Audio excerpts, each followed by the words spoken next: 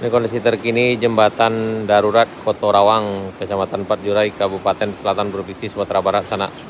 29 September 2025 sekitar jam 6:50. Hati-hati Pak, hati-hati. Hati-hati nak, hati-hati. Oh, ini udah pro nih sana. Hati-hati nih, hati-hati. Kalau pagi ini sangat licin sekali sana. Ini merupakan akses satu-satunya di negara ini sana. Hati-hati dah. Nah. Oh, yang ini kayaknya udah biasa, udah pro nih. Aduh, makin memprihatin. Nah, ini kita di tengah jembatan sana, agak ngeri-ngeri sedap kalau lewat sini. Wah, kalau joget. Kalau di atas ini orang lewat goyang-goyang. Waduh. Kalau licinnya yang ditanya sana, kalau pagi licin nih.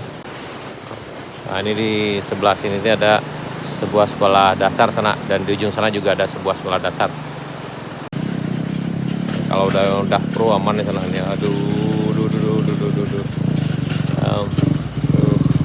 Ini bertiga pun aman sana nih ya. Ini kan udah terbiasa di sini. Aduh. Dan ini bagian sini udah rusak juga tuh. Di pagar sebelah kirinya yang di seberang sini udah rusak sana dia. Udah copot.